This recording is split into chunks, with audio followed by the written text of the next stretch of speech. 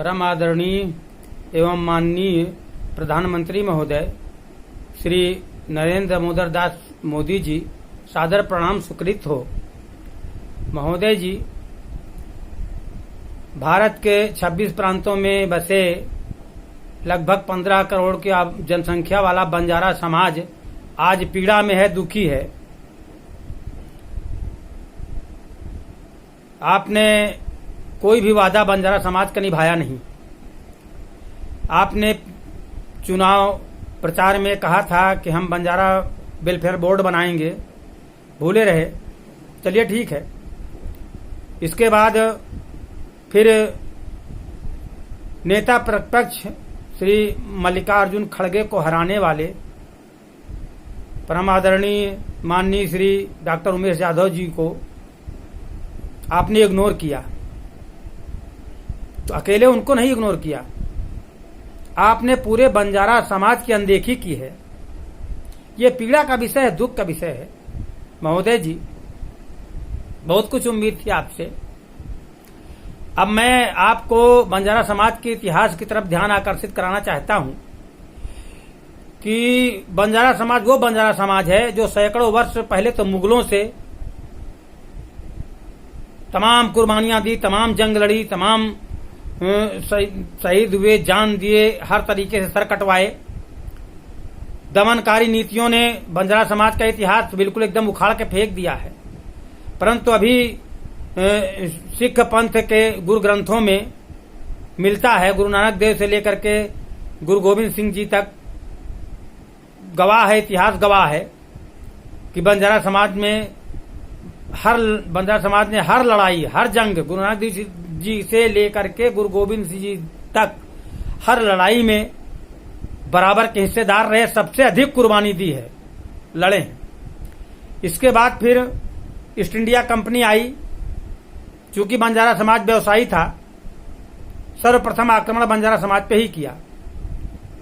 सबसे अधिक बंजारा समाज ने लोहा लिया है अंग्रेजों से, सबसे ज्यादा कुर्बानी दी है, पर शायद इतिहास में कहीं कोई नामो निशान नहीं है।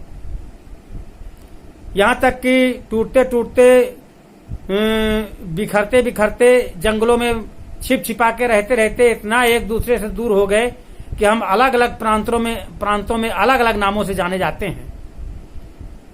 आज हमारी पहचान अगर है कुछ तो हमारी भाषा है, हमारी बोली है, गोर बोली जिसको कहते हैं।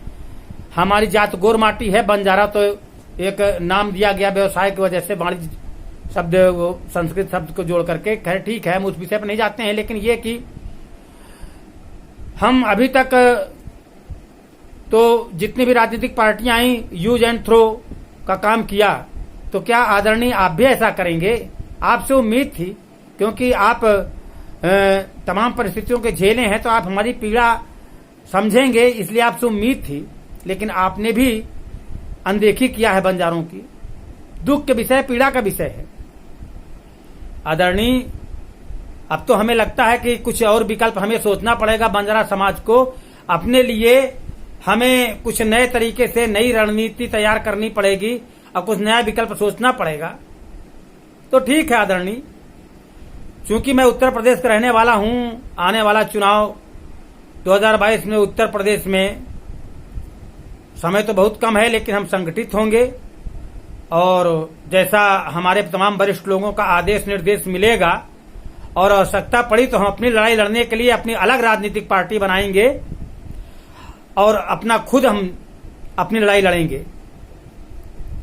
क्योंकि उत्तर प्रदेश में 1,34,00,000 के आसपास हमारी जनसंख्या है, जो अलग अलग तरीके से हम जाने जाते हैं उत्तर प्रदेश में भी। लेकिन हम संगठित होंगे और उत्तर प्रदेश से शुरू करेंगे। 5 प्रांतों में हम दिखाएंगे 2022 में। इसके अलावा हम पूरे देश में दिखाएंगे, संगठित होंगे, अपनी एक राजनीतिक पार्टी बनाएंगे और अपने हक की, अपने अधिकार की लड़ाई लड़ेंगे।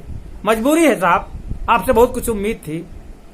हमने सोचा था कि हाँ, आप हमारे बंजारा समाज की आवाज उठाने के लिए एक मात्र सांसद हैं, उनको आप सम्मान देंगे तो समूचे बंजारा समाज को सम्मान मिलेगा।